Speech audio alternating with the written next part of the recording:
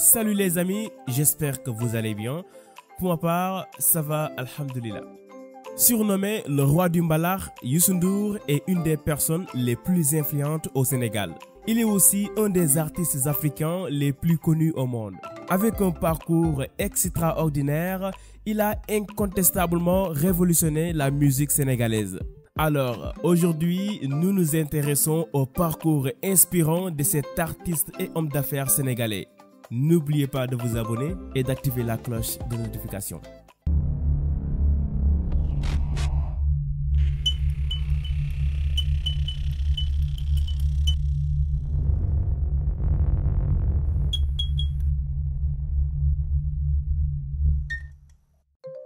Aîné de sa famille, Youssou N'Dour est né le 1er octobre 1959 à Dakar d'un père qui a des origines sérères, Elimandour, et d'une mère griotte d'origine toucouleur et wolof, Ndeye Sokhna Mboup.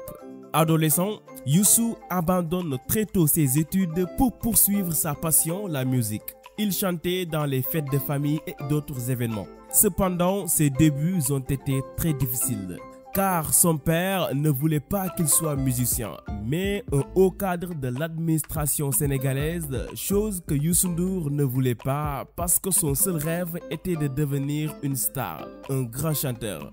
Ainsi, à 11 ans, il intègre la troupe théâtrale Sin Dramatique et fut très vite remarqué par un musicien du Dunia Orchestra Pacheco. Celui-ci le recommanda auprès du Diamano. Il entre au sein du groupe et attend patiemment son heure de gloire. Le véritable déclic se produit alors qu'il n'avait que 13 ans. À l'occasion de la mort de Papa Samba Diop, Dimba, leader du Star Band de Dakar, le groupe Diamano compose un morceau que le jeune Youssou N'Dour, de sa voix si particulière, doit interpréter lors d'un concert de soutien à sa famille à Saint-Louis, un véritable succès. Quelque temps plus tard, le Diamano fut invité à se produire à Banjul en Gambie. Youssou part avec son groupe sans dire un mot à sa famille qui, par la suite, pensa qu'il a fugué. Mais à son retour, il eut de vraies discussions avec son père et finit par le convaincre de sa vocation. Alors, le jeune chanteur intègre l'Institut des Arts de Dakar et y apprend entre autres le solfège.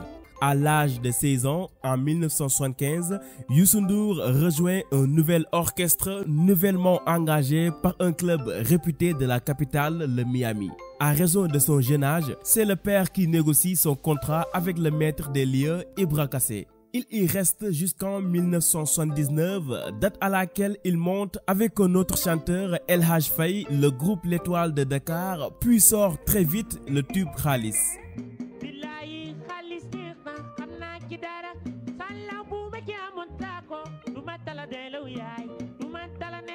Mais 2 ans plus tard, les deux chanteurs ne s'entendant plus très bien, Youssou quitte le groupe et en réforme un autre, le Super Étoile. Tout lui réussit. Il est l'incontestable numéro 1 des hit parades dans le genre mbalax. Comme les griots dont il descend, il chante la vie quotidienne, l'amitié ou les fêtes religieuses. Le tout sur une musique mélangeant rythme traditionnel et instruments modernes. Quelques tubes comme Walo Walo, Ndakaro ou Indépendance sont la base de son succès, ce qui lui fait devenir le nouvel ambassadeur de la musique sénégalaise. À l'âge de 24 ans, il est devenu déjà un homme d'affaires à la tête d'une véritable entreprise qui emploie musiciens, ménageurs, secrétaires, etc. Étant un artiste très ambitieux, il désire faire écouter sa musique au grand public. Il entreprend des tournées dans les pays européens comme la France, l'Angleterre, Suède, Finlande, Norvège et la Suisse avant de terminer en Afrique. Il participe notamment au disque Tam Tam pour l'Éthiopie, à l'initiative Manu Dibango pour le soutien à la lutte contre la famine dans ce pays, ce qui va contribuer beaucoup au développement de sa carrière internationale. En 1985, il organise un grand concert à succès au Stade de l'Amitié de Dakar pour la libération de Nelson Mandela, un de ses grands idoles. Très apprécié dans son pays, il entreprend en 1989 une tournée nationale qui rassembla des milliers de personnes dans les villes sénégalaises. Toujours dans la même année, il sort son premier disque pour le marché international, signé chez Virgin, The Lion, un album dont les coûts de production sont très importants. Youssou s'est fait largement connaître du grand public grâce avec le sample intitulé 7 Seconds, chanté en duo avec Néné Thierry. Un véritable carton commercial à travers le monde, vendu à 1 500 000 d'exemplaires. De ce fait, il reçoit 2 disques d'or avec ce titre. En 1996, il décroche avec Papa Wemba le titre du meilleur artiste africain des premiers trophées de la musique africaine organisés en Afrique du Sud. 2 ans après, il participe artistiquement à la Coupe du Monde 1998 de football en France avec le titre La Cour des Grands, accompagné de la chanteuse belge Axel Red comme choriste exceptionnel.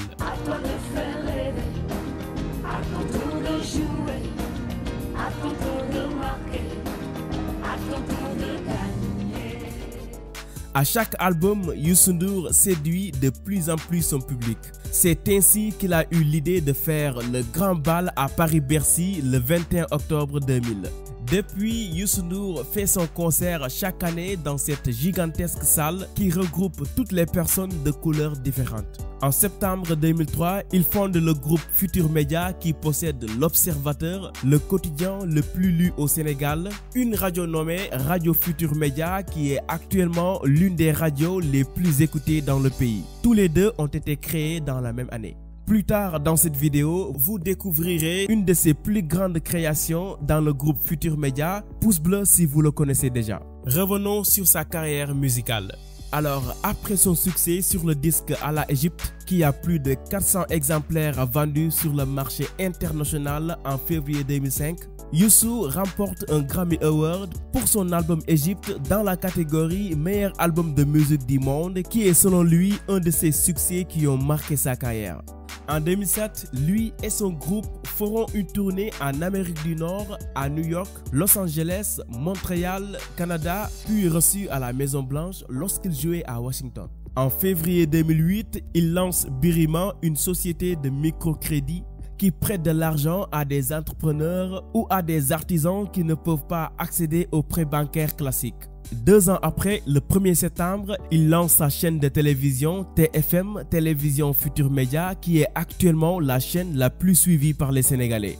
TFM, RFM et L'Observateur forment ainsi un trio très influent au Sénégal. En mai 2011, Youssou N'Dour est fait docteur honoris causa par l'université américaine de Yale, saluant ainsi une carrière de 30 années. Cependant, les ambitions de Youssou N'Dour ne s'arrêtent pas sur la musique et la création d'entreprises. En 2012, après avoir créé son mouvement citoyen Fekke Masibole, qui veut dire « je suis là, donc j'en fais partie », il dépose sa candidature à l'élection présidentielle sénégalaise du 26 février, une candidature qui sera malheureusement rejetée par le Conseil constitutionnel.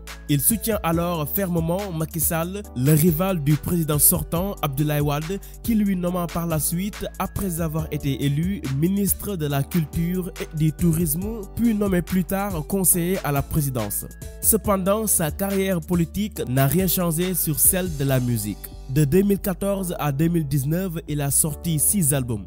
Il a même remporté le prix Polar Music en 2013 et nommé lauréat 2017 du Premium Impérial, l'équivalent japonais du Nobel des Arts. Youssou N'Dour est aussi un artiste panafricaniste. Dans le documentaire Retour à Gorée, réalisé par Pierre-Yves Bourgeot, Youssou parcourt les États-Unis et l'Europe sur les traces des esclaves et de la musique qu'ils ont inventée, le jazz. Un film qui va se terminer à Dakar, plus précisément à Gorée, l'île symbolique de la traite négrière, pour ainsi rendre hommage aux victimes de l'esclavage. Aussi dans le film Amazing Grace, réalisé par le Britannique Michel Apted en 2007, Youssou joue le rôle d'un ancien esclave d'origine nigériane, devenu poète et écrivain, un film qui retrace l'histoire de l'abolition de l'esclavage en Angleterre au XVIIIe siècle. Youssou N'Dour a influencé beaucoup d'artistes sénégalais et africains dans le monde. Il est source d'inspiration, de muse et d'engagement, notamment dans le côté panafricaniste. Sa carrière reste exceptionnelle et pas facile à réaliser.